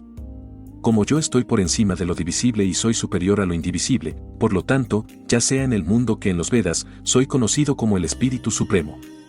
Aquel que, no estando ilusionado, me conoce como el Espíritu Supremo, conoce todas las cosas y me adora bajo cada forma y condición. La devoción a través del conocimiento del Espíritu Supremo comienza con un reconocimiento de que hay solo un Espíritu, la fuente y sostenedor de todo lo que existe. Como dicen las Upanishads, el yo brilla en todo, pero no en todo resplandece. El yo está en todas las cosas y todas las cosas están en el yo. Lo que sea que pueda haber de brillante a través de cualquier forma o bajo cualquier condición, esa brillantez es del yo y procede del yo. Si esto se reconoce y se admite, hemos de comenzar a considerar todas las cosas y todos los seres bajo esa luz y actuar hacia ellos sobre esa base. En esta forma actuamos por y como el yo. Al paso que nos atenemos y seguimos esa práctica, todas las ideas, hábitos y deseos conflictivos llegarán a vencerse poco a poco, hasta que, al fin, tengamos el poder supremo por el bien que procede del altruismo. Capítulo 16. En este capítulo, Ka comienza con una enumeración de las cualidades de la naturaleza divina. Como se observará, estas cualidades o virtudes son tan numerosas como comprensivas y complementarias y que, tomadas en conjunto, expresan plenamente el título bajo el cual son agrupadas la naturaleza divina. Cuando empezamos a examinar estas cualidades desde el punto de vista moderno y a comparar una con otra, pueda que encontremos difícil el reconciliar las unas con las otras, como por ejemplo, poder e intrepidez, con libertad de todo engreimiento. Nuestras tendencias individualistas nos inclinan a pensar que un sentido de superioridad está necesariamente presente con el poder y la ausencia de miedo. Pero, de nuevo, si tomamos la más simple, más definida y la más fácilmente comprendida de estas cualidades, la de no hablar de las faltas ajenas, apenas vemos una virtud pálida que expresa una negativa. Sin embargo, el hallar faltas es lo más universal y la más insidiosa expresión de presunción y prepotencia. El señalar y hablar de las faltas de los demás es un vicio que se enmascara bajo muchas formas de virtud, pero que, en realidad, es usado para esconder nuestras propias faltas y presentar la apariencia de una rectitud que no poseemos, un vicio que perpetúa la auto-ilusión y niega cada aparente virtud. San Pablo, el iniciado, nos dice a este respecto en I. de Corintios, capítulo 13. Y si yo hablase lenguas humanas y angélicas y no tengo caridad, vengo a ser como metal que resuena o címbalo que retañe. Y si tuviese el don de profecía y entendiese todos los misterios y toda ciencia, y si tuviese toda la fe de tal manera que pudiera mover montañas y no tengo caridad, nada soy. Y si repartiese todos mis bienes para dar de comer a los pobres, y si entregase mi cuerpo para ser quemado y no tengo caridad, de nada me servirá. La caridad implica la posesión de todas las virtudes, pues todas están incluidas en ello, lo cual implica ausencia de hallar faltas y condenación. Pero la caridad no es negativa, lo que hace a la caridad efectiva es el conocimiento, no el sentimiento, de aquí la necesidad de discernir entre las que aquí se llaman las naturalezas divinas y demoníacas. Debemos inquirir, por lo tanto, en el significado de discernir. Esta es una facultad o un poder cuyo ámbito y valor dependen enteramente del conocimiento y la comprensión del individuo que la use. Todos los hombres emplean esta facultad, pero lo hacen en muchos grados tan diferentes como existen entre la más densa ignorancia y la más alta inteligencia y sabiduría. Bien podría llamársele la habilidad de hacer la cosa correcta, en el momento correcto, en el lugar correcto, en cada plano de acción. Esto requiere y necesita un punto de vista universal, una comprensión que abarque la totalidad de la naturaleza y una aplicación universal de ambas. La sabiduría antigua de la gente comienza con principios universales y desciende hacia particulares, siendo este el curso de la evolución. Ella propone un espíritu como lo que anima a todos los seres y a todas las formas y muestra al universo que consiste de una agregación de seres evolucionados de grados innumerables, cada uno de ellos con su propia forma y tendencias y cada uno actuando de acuerdo a su propia naturaleza adquirida. Todo lo que esté de acuerdo con la naturaleza adquirida de cada ser, le parecerá como cosa buena, cualquier cosa que obstruye o se le opone, parecerá como mal, siendo esto verdad. Se hace evidente que el bien y el mal no son cosas inherentes, sino apariencias debidas a las actitudes del que percibe las cosas, las formas, las condiciones y las circunstancias. Ninguna de las consideraciones arriba mencionadas pueden ser dirigidas a ningún ser inferior al hombre, porque solo él, de todos los que tienen forma física, ha alcanzado ese punto de desarrollo de su naturaleza adquirida que le permite captar lo que está arriba, así como también lo que está abajo, permitiéndole extender el campo de sus percepciones en toda dirección. Él ha alcanzado ese punto en el cual puede conocerse como un ser inmortal y puede, si lo quiere, poner su naturaleza adquirida en acorde con su propia naturaleza espiritual. Todas sus percepciones son de los pares de opuestos, sin los cuales él nunca podría encontrarse a sí mismo, ni comprender las naturalezas de aquellos que están luchando por liberarse de la fuerza atadora de autoidentificación con formas y condiciones. Aquí debe de ser entendido que el hombre, el eterno peregrino, no es sus percepciones, pues ellas son siempre relativas. En todas las percepciones se encuentran los pares de opuestos, porque ninguna percepción podría existir sin ellos. Sin oscuridad, no podría haber percepción de la luz, sin dolor, no podría haber percepción del placer, sin pesar, no podría haber percepción del gozo, sin el pecado, no podría haber percepción de la santidad. De que todas estas percepciones son relativas al percibidor, queda demostrado en el hecho de que, lo que es luz para algunos, es oscuridad para otros, lo que es placer para algunos, es dolor para otros, lo que es gozo para algunos, es pesar para otros, y lo que es santidad para algunos, es pecado para otros. Es la falta de comprensión de estos hechos de la naturaleza que produce toda clase de naturalezas demoníacas, y de estas hay muchas clases.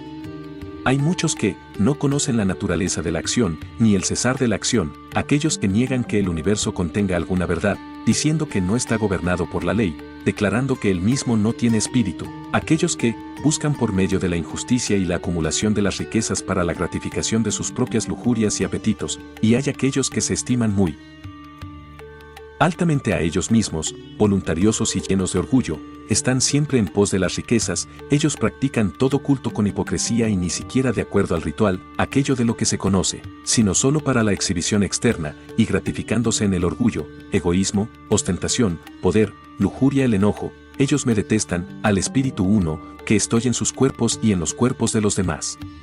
¿Qué procesamiento es este de las religiones y de los sistemas de pensamiento en nuestros días? Todas las sectas presentan fórmulas que deben de ser aceptadas por fe, pero que no pueden ser probadas como verdaderas. Muchos sistemas de pensamiento afirman lo improbado y lo improbable, negando los hechos que son obvios de la experiencia, por tanto ignorando ley y justicia en el universo. Ellos niegan los efectos que ellos perciben por un lado de la naturaleza, mientras que afirman, como autoexistentes, los efectos que ellos perciben de una clase opuesta, engañándose ellos mismos al compensar un efecto contra otro efecto y jamás percibiendo la causa de ambos efectos. Ninguna de estas religiones y sistema de pensamiento como son presentados por sus seguidores, tienen la más mínima sospecha de que ellos son solo repeticiones de los errores de pueblos y tiempos pasados, y sin embargo tal hecho es conocido a cada estudiante de las antiguas literaturas, religiones y ciencias que haya ganado discernimiento por medio de los pares de opuestos. Como se dijo anteriormente, el verdadero discernimiento procede del punto de vista universal, una comprensión que abarca la totalidad de la naturaleza y una aplicación universal de ambos. El punto de vista universal es que, toda la naturaleza manifestada, incluyendo todas las cosas por debajo del hombre, al hombre mismo y a todos los seres por encima del hombre, así como todas las formas, grados de sustancia y elementos, han procedido de una fuente, el Espíritu Uno. La comprensión viene de la realización que, desde el átomo hasta el ser más elevado, cada uno es una expresión del Espíritu Uno, y que, desde el más tenue vislumbre de percepción dentro de los reinos inferiores, hasta las cumbres del conocimiento divino, el sendero es el mismo para todos, bajo la ley. Entonces viene la aplicación del conocimiento que se ha ganado. El estudiante ha de alzarse a sí mismo más allá de la influencia de los pares de opuestos. Él ha de ver que estos son solo los medios y modos necesarios para darle una más y más amplia percepción y él tiene por fuerza que realizar que él es el percibidor y ninguna de sus percepciones. Y a medida que él se eleva por encima de esas influencias, encontrará otros como él mismo y todavía otros más adelantados que son de una naturaleza divina que aman y que comprenden, que poseen lo que aparece a otros como virtudes, pero que para ellos son solo las acciones con el conocimiento espiritual que las dirige, que comprenden que los vicios de los hombres son debidos a la ignorancia y no a una maldad innata, y que, por tanto, tienen paciencia, poder y fortaleza, compasión universal. modestia y mansedumbre. Ellos saben que eso que crea la maldad puede ser convertido en aquello que hace el bien, que eso que crea la destrucción puede ser convertido en aquello que es constructivo, que aquello que crea la separatividad y el egoísmo puede ser convertido en eso que crea la unidad y el altruismo. Y sabiendo esto, toda la naturaleza es de ellos, cada poder y elemento en ella no son sino sus instrumentos, y no es que las relatividades del bien y del mal puedan o deban ser destruidas, sino que la identidad espiritual de todos los seres habrá de ser realizada en cada nivel o grado, concentrándose solo en ese tipo de pensamiento y de acción capaz de producir un progreso armonioso hacia la perfección. El verdadero discernimiento distingue entre el bien y el mal y las naturalezas entremezcladas.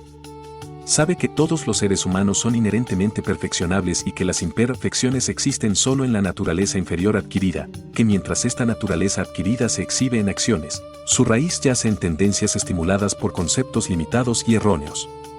El esfuerzo, por lo tanto, no ha de ser gastado en clasificaciones de bien y mal relativos, ni tampoco ha de haber condenación de ningún ser por cualquiera que sea el estado en que ese ser se encuentre, pero las causas que han conducido a cada estado son mostradas, la base correcta para el pensamiento y las acciones es dada, y las marcas sobre el pequeño sendero antiguo que conducen más allá del bien y del mal relativos son señaladas, y el peregrino es pacientemente ayudado en cada paso del camino. Capítulo 17.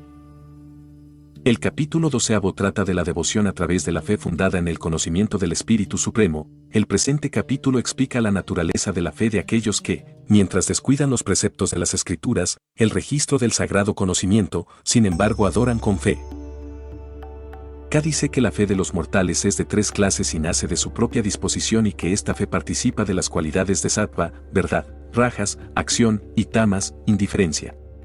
Estas tres cualidades son tratadas de manera específica en el capítulo 14, mostrando la necesidad, para el buscador de la verdad, de elevarse por encima de las influencias de las cualidades. Los capítulos 12, 14 y 17 deberían de ser estudiados en conjunto, como estando íntimamente relacionados. La fe de cada uno proviene de la cualidad sattva, estando el alma encarnada dotada de fe y siendo cada hombre de la misma naturaleza de aquel ideal en que su fe ha sido puesta. Aquí, a la palabra sattva debería dársele su más alta definición, el poder de comprender que toda alma que ha tomado un cuerpo posee, en contraste con las limitaciones impuestas sobre ese poder por aquellos que han fijado su fe sobre algún ideal de bondad aparente. Aquellos que son de la disposición que se alza del predominio de sattva o la cualidad buena, adoran a los dioses. Dioses es un término genérico que cubre muchas clases de seres invisibles. La referencia que aquí se hace es de aquella clase de ser que el adorador cree como dotado con poderes y virtudes sobrenaturales y de la cual se busca una guía y los favores. Aquellos en que predomina la cualidad de rajas adoran a los poderes celestes, los yakas y rkasas.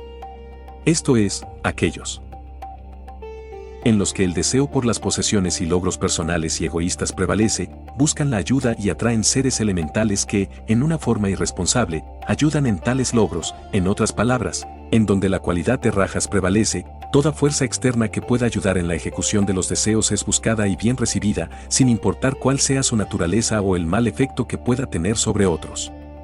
Tales fuerzas o seres pertenecen al lado separativo y destructivo de la naturaleza.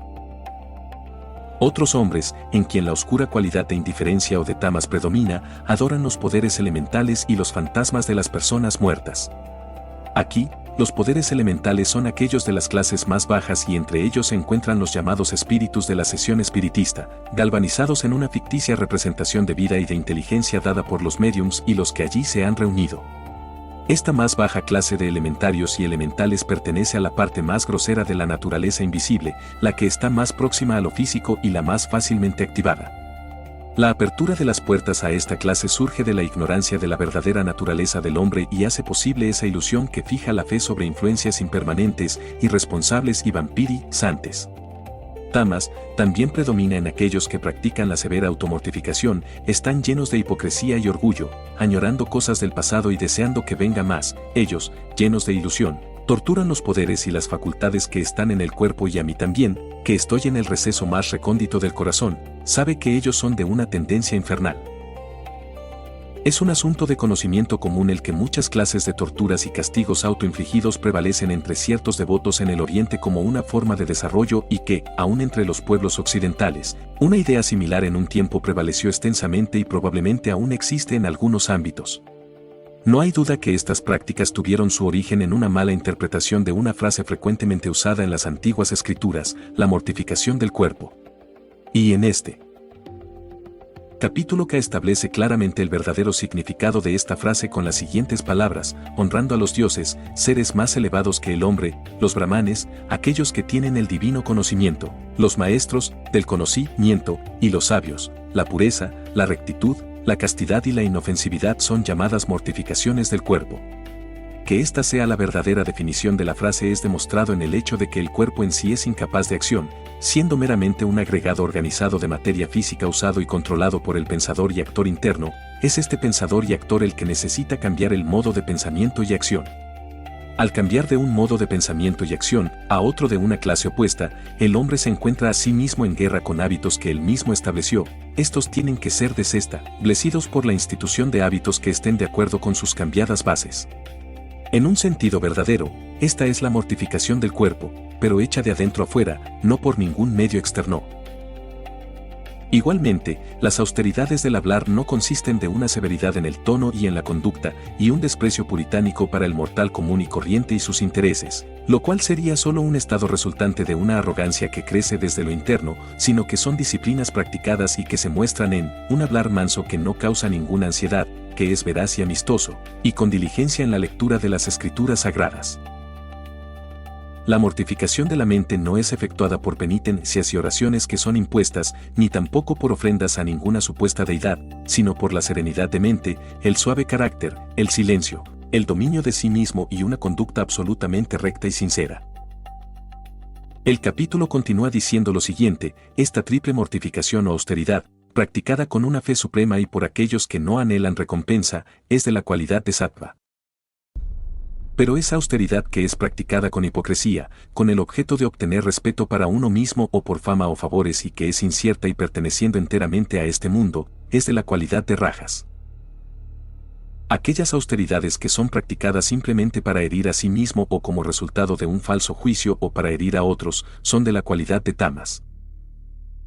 La idea que prevalece entre los pueblos occidentales es de que el valor de un regalo subyace en su valor intrínseco, que presenta el hecho contrario, que el valor de un regalo yace enteramente en la actitud mental que acompaña al regalo. Esto aplica a los regalos y beneficencias de toda clase, ya sea en ciertos periodos o no, ya sea para amigos, parientes, conocidos o pobres desconocidos. Bien valdría la pena el recordar esto en la estación de las fiestas navideñas y festividades. K especifica y califica las distintas actitudes de la manera siguiente: esos regalos que son dados en el momento propicio a la persona apropiada y por hombres que no están deseosos de recompensas, son de la cualidad de sattva, que es buena y de la naturaleza de la verdad. Pero aquel regalo que es dado con la expectativa de una recompensa del beneficiario o con miras a algún beneficio espiritual que de allí fluya, o con renuencia, es de la cualidad de rajas, que es mala y participa de lo falso. Los regalos que son dados fuera de lugar y de estación y a personas no merecedoras, sin la debida atención y con desdén, son de la cualidad de tamas, enteramente malos y de la naturaleza de la oscuridad. Qué gran comentario es este sobre nuestras ideas occidentales acerca de la caridad, cómo se dispensa ordinariamente y particularmente sobre nuestras organizaciones caritativas. ¿Cuántos regalos o caridades han sido brindados sin tener en vista el beneficio espiritual que surge de tal regalo? ¿Cuántas personas envían dinero a las organizaciones caritativas con reluctancia o deseando parecer generosas a los ojos ajenos? ¿Cuánto ha sido dado fuera de lugar y tiempo y a personas que no lo merecen, sin la propia atención y con desdén? Cada uno debe contestar esto por sí mismo. Hace falta un hombre muy sabio para hacer buenas obras sin peligro de hacer daños incalculables. Un tal sabio, por sus grandes poderes intuitivos, sabría a quién ayudar y a quién dejar en el fango que constituye su mejor maestro. Los pobres y desamparados les dirían a cualquiera quien es capaz de ganarse la confianza de ellos, los errores desastrosos que son hechos a menudo por aquellos que vienen de una clase diferente e intentan ayudarles. La bondad y el tratamiento dulce sacará a la superficie, a veces, las peores cualidades de un hombre o de una mujer que ha llevado una vida regularmente presentable, cuando han sido sujetados por el dolor y la desesperación. La GT enseña que la causa de la miseria no yace en las condiciones ni en las circunstancias, sino en las ideas cerradas y las acciones del hombre mismo. Él cosecha lo que sembró en la ignorancia. Un mejor conocimiento de la naturaleza del hombre y del propósito de la vida es necesario, y a medida que esto es adquirido, las causas de la miseria son gradualmente eliminadas. No hay caridad más grande que se le pueda conceder a la humanidad sufriente que el recto conocimiento que conduce a la recta acción. El poseedor de este conocimiento estará lleno de simpatía divina por los sufrientes, él aliviará solo aquellas angustias que debieran ser aliviadas en cada caso específico, mientras que, al mismo tiempo, él impartirá tanto de su mayor conocimiento como el sufriente puede recibir y aplicar. Pero no dejará que su mano izquierda sepa lo que su mano derecha hace, no tendrá ningún pensamiento de recompensa, ni siquiera de gratitud. Él simplemente hará todo lo que él pueda y lo mejor que sabe hacer para elevar al sufriente a un plano superior de pensamiento y de acción, mientras él provee suficiente ayuda física para darle por donde sostenerse. Este es el penúltimo capítulo de la Bhagavad Gita y, tal vez, como capítulo, sea el más comprensivo de todos, porque presenta la verdadera fe una fundamentada en el conocimiento del Supremo Espíritu, el yo interior, el conocedor en cada cuerpo mortal y tres clases de falsas fes fijadas en externalidades. El capítulo considera que las prácticas verdaderas son el resultado natural de la verdadera fe, en contraste con prácticas erróneas basadas en falsas fes.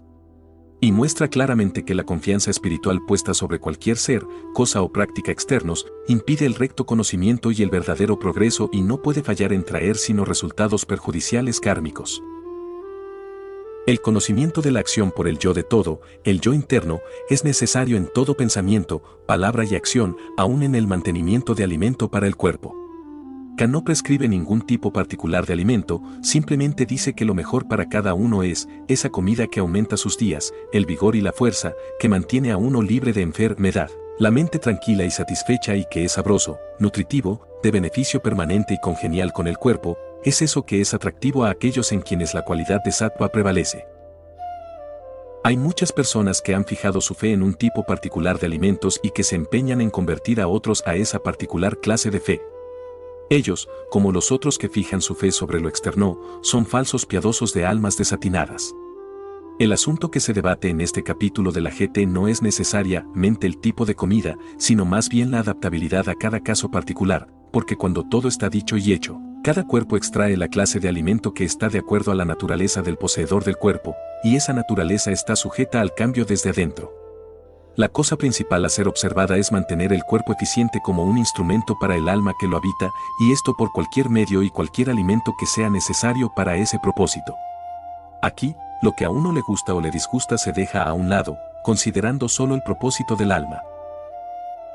El alimento que es agradable por aquellos de la cualidad de rajas es muy agrio, demasiado ácido, excesivamente salado, caliente, picante, seco y ardiente y causa desagrado, dolor y daño. La fe, estando fijada en el deseo por posesiones y logros personales, el deseo se hace acumulativo, cada objeto obtenido, solo excita el deseo en grado mayor. Esto produce tendencias correspondientes y acumulativas en el cuerpo. Cualquier alimento que fue preparado el día anterior, que es sin gusto o en putrefacción e impuro, lo prefieren aquellos en quienes la cualidad de tamas o indiferencia predomina. En donde la cualidad de tamas prevalece, hay una tendencia a afiliarse con los elementales y elementos inferiores de la naturaleza, la parte destructiva y desintegrante. La última sección de este capítulo se refiere a la triple designación del Espíritu Supremo como O, Tat, Sat, la deidad trina en su triple aspecto, que corresponde a la creación, la preservación y la destrucción mientras que recrea o a fin de recrear. La palabra Oau es una invocación de lo más elevado en nuestro interior, es una bendición, una afirmación y una promesa. Su uso apropiado se dice que lleva a la realización del yo interno. El Aum contiene, dentro de sí mismo, todos los aspectos e implica el universo controlado por el Espíritu Supremo. Representa la constante corriente de meditación que debería ser practicada por cada hombre, aun cuando está comprometido en los deberes necesarios de la vida. Para cada ser condicionado existe un objetivo al cual la mira es constantemente dirigida. En la Samkhya Upanishad se encuentra lo siguiente: Om es el arco, el yo es la flecha, Brahman es llamado el blanco. Esto ha de ser atinado por un hombre que no es irreflexivo y entonces, como la flecha viene a ser una con el blanco, él llegará a ser uno con Brahman. Conoce solo a él como el yo y abandona las otras palabras. Él es el puente de lo inmortal. Medita sobre el yo como O. Capítulo 18. El capítulo comienza con esta pregunta de parte de Arjuna: yo deseo aprender, oh tú de grandes brazos, la naturaleza de cómo abstenerse de la acción y de cómo renunciar a los resultados de la acción, y también la diferencia entre estos dos. El capítulo entero está dedicado a la respuesta dada por K. No solo están ambas, la naturaleza de la abstención de la acción y la renuncia a los resultados de la acción, envueltas en la respuesta, sino también un entendimiento de la naturaleza misma de la acción en sí y de las causas y bases de la acción. En lo que concierne a los agentes de la acción, K dice: aprende, oh tú de grandes brazos, que para la realización de toda obra, 5 agentes son necesarios, como se ha dicho. Estos son: el substrato, el agente, los varios tipos de órganos, los varios y distintos movimientos y, con estos, el quinto, que son las deidades que presiden. Estos 5 agentes están incluidos en la ejecución de todo acto que un hombre lleva a cabo, ya sea con su cuerpo, su palabra o su mente. Otra vez, quien quiera que, por las imperfecciones de su mente, contempla el yo real como el agente, piensa erradamente y no ve correctamente. Esto es, por lo tanto, evidente que no es el yo real que actúa, una declaración que ha sido reiterada a través de los previos capítulos y una que es necesario comprender antes que la naturaleza de la acción sea comprendida. Prakti o la naturaleza es la causa de toda acción a través del universo y es también la base por la cual la acción puede llevarse a cabo, y esto es cierto en cada plano de existencia. En el capítulo 13 leemos: sabe que Prakti o la naturaleza y Purva, el espíritu, no tienen comienzo. Y sabe que las pasiones y las 3 cualidades o surgen de la naturaleza. Se ha dicho que la naturaleza o Prakti es aquello que opera en producir causas y efectos en las acciones. El espíritu individual o Purva se ha dicho que es la causa de la experiencia del dolor y del placer. Porque el espíritu, cuando es investido con la materia o Prakti, experimenta las cualidades que proceden de Prakti. Este pasaje arroja algo de luz en el significado de el substrato, que es la substancia en su estado primordial de la cual proceden todas las diferenciaciones y dentro de la cual todas las diferenciaciones están contenidas y por lo tanto, constituye el agente básico de toda acción. La palabra agente, en la clasificación, puede ser comprendida como el poder que impulsa a la acción. Por ejemplo, el yo personal con sus ideas concretas y limitadas, impele los órganos del cuerpo y los movimientos necesarios para llevar a cabo la idea prevaleciente.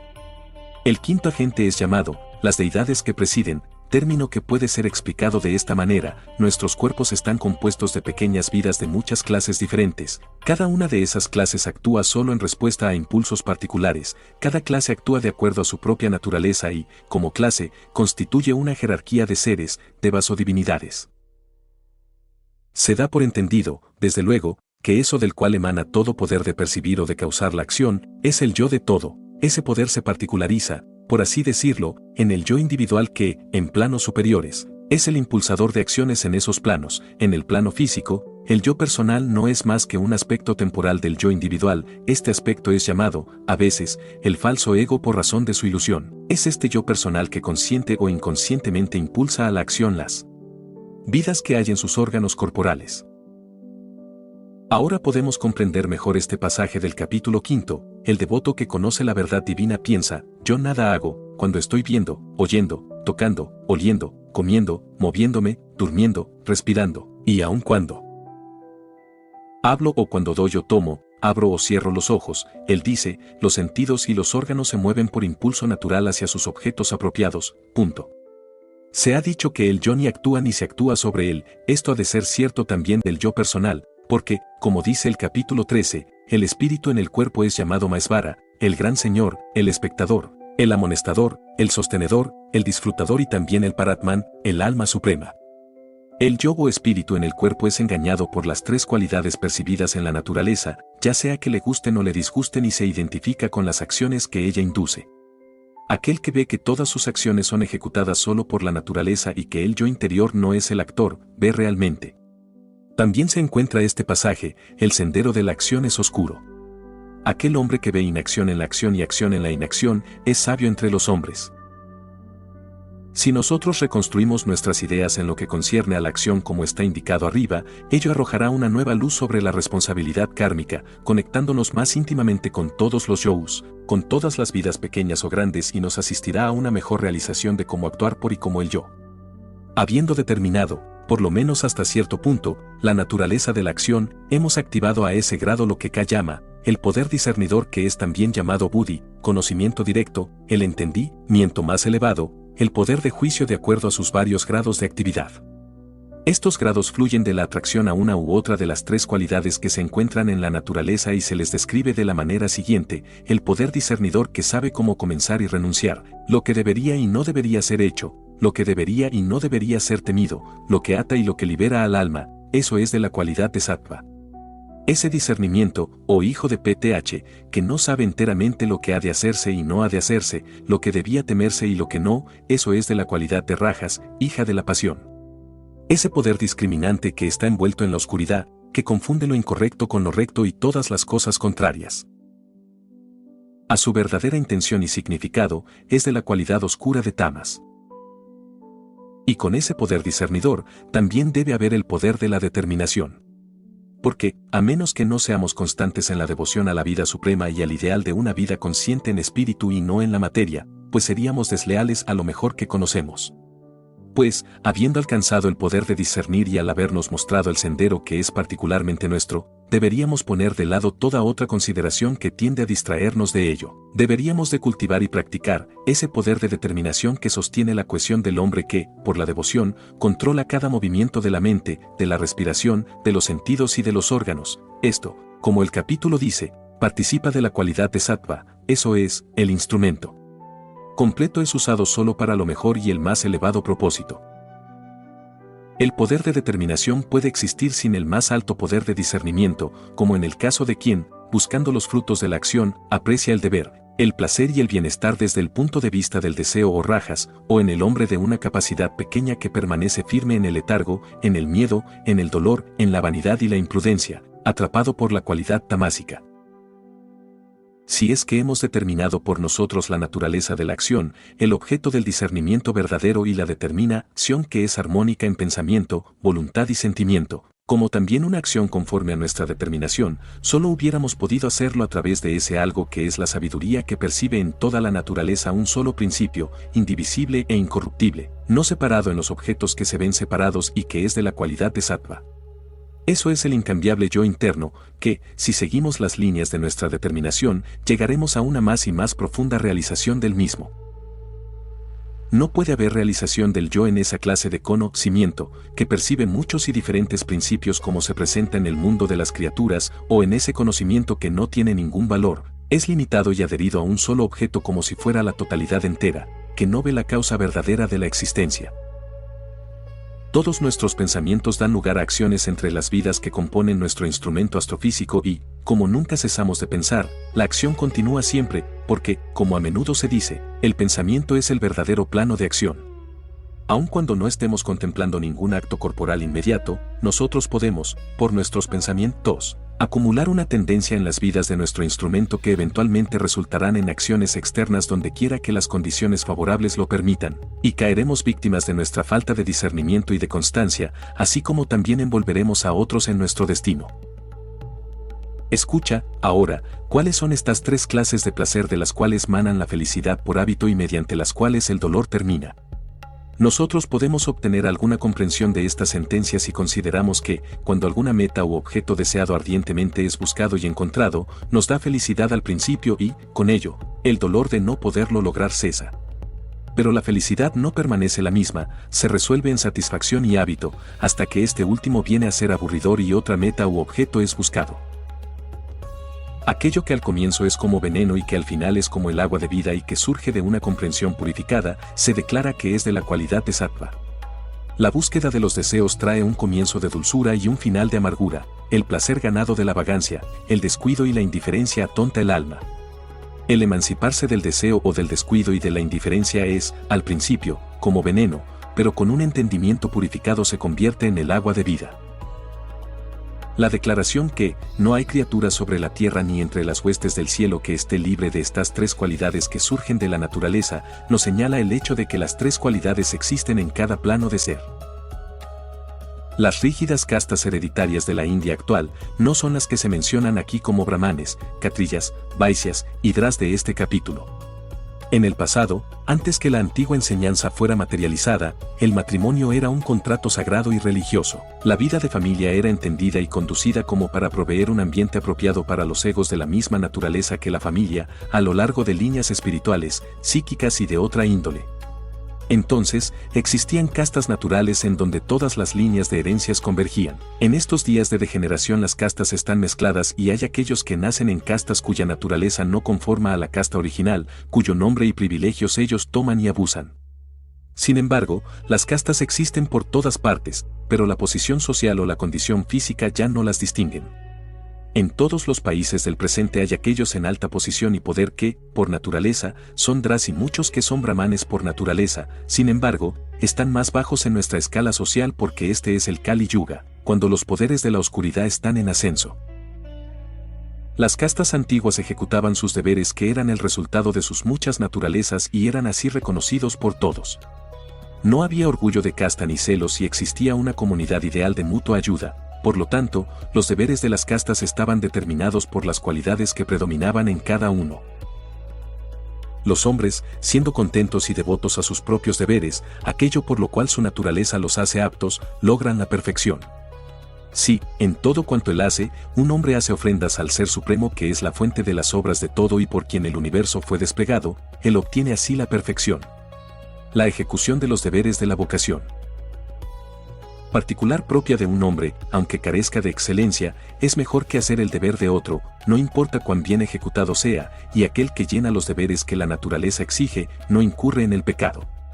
El deber natural que es propio de un hombre, aun cuando esté manchado con faltas, no debería de ser abandonado. La más alta perfección de la libertad de la acción, es lograda a través de la renunciación por aquel que tiene una mente libre y un corazón subyugado. Dharma es la palabra que en nuestro lenguaje ha sido traducida como deber, pero esta tiene un significado muchísimo más amplio que aquel que se le ha dado a la palabra deber. Hay muchos que creen que el deber es algo que otros opinan que nosotros deberíamos hacer, otros, por el contrario, consideran, entra dentro de mí sin ninguna condición intermedia.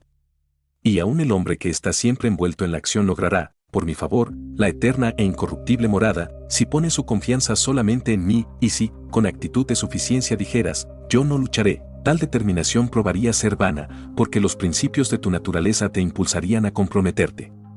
Y estando atado por tu karma pasado a tus deberes naturales, tú, oh hijo de Kont, harás involuntariamente, por necesidad, lo que en tu insensatez no querías hacer.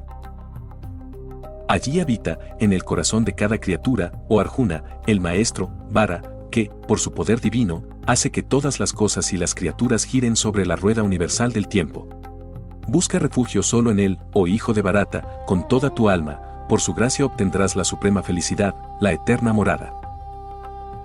En donde quiera que K, el supremo maestro de la devoción y donde quiera que el hijo de PTH, el poderoso arquero esté, allí ciertamente estarán la fortuna, la victoria, la opulencia y la sabia acción. Cada uno es K y Arjuna, donde estos dos se hallan juntos, toda la naturaleza rinde homenaje. Al cerrar esta serie de comentarios sobre la Bhagavad Gita, quizás sea superfluo recordar que solo se ha tocado la superficie de las enseñanzas contenidas en ese antiguo libro. El punto de vista que aquí se ha tomado, de entre las 7 diferentes aplicaciones posibles de interpretación, es ese del individuo, en conformidad con los comentarios anteriores del señor Judge, pero, aún desde este punto de vista, el terreno no ha sido del todo cubierto. Se espera, sin embargo, que lo suficiente haya sido dicho como para proveer, al menos, un poco más de luz a aquellos que aspiran a aprender la ciencia de la devoción. Comentarios a la presente colección. La presente colección es denominada The Theosophy Company dado que está compuesta por traducciones publicadas por esa editorial, cuyos derechos fueron cedidos en forma totalmente desinteresada, permitiéndonos de esta forma poder reproducir estas importantes obras que tanta falta hacen en Argentina y en el resto de los países de Latinoamérica en general.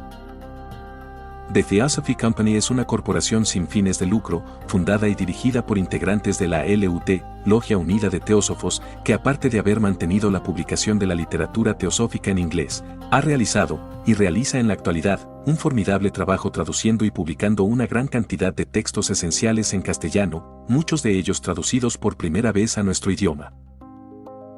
www.theosophycompany.org La Logia Unida de Teósofos fue fundada en 1909 por Robert Crosby y es una de las instituciones que más trabajo ha realizado para mantener las enseñanzas teosóficas en su estado original, tal como fueron dejadas al mundo por HPB y sus maestros, y hoy en día existen una gran cantidad de logias a través de todo el mundo.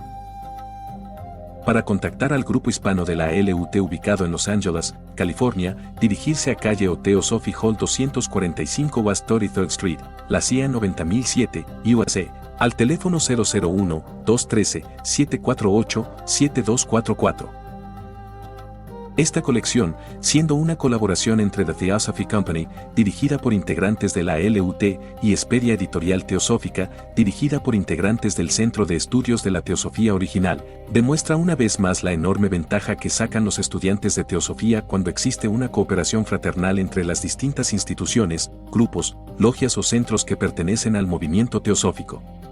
No queda más que agradecer a los hermanos de The Theosophy Company y esperar que esta colección pueda cumplir con su propósito, el de seguir difundiendo este conocimiento que tanto bien puede hacer a esta humanidad.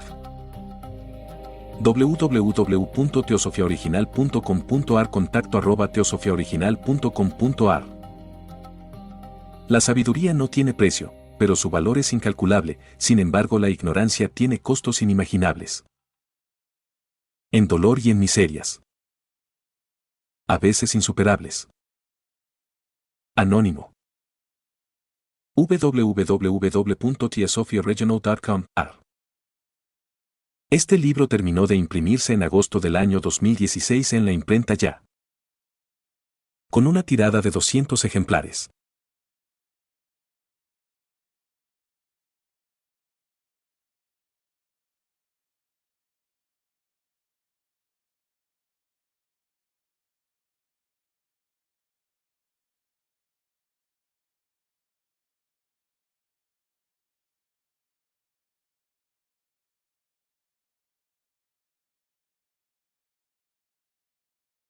When I found out I was going to be a parent, I immediately felt a lot of anxiety and worry. So I went on to BetterHelp to try to look for a therapist to help me with that. My relationship with my family and with my boyfriend and with myself were suffering. I really needed help. I was ruminating a lot. Really getting those thoughts out to a therapist and getting feedback was just life-changing. Discover what BetterHelp Online Therapy can do for you. Visit BetterHelp.com today.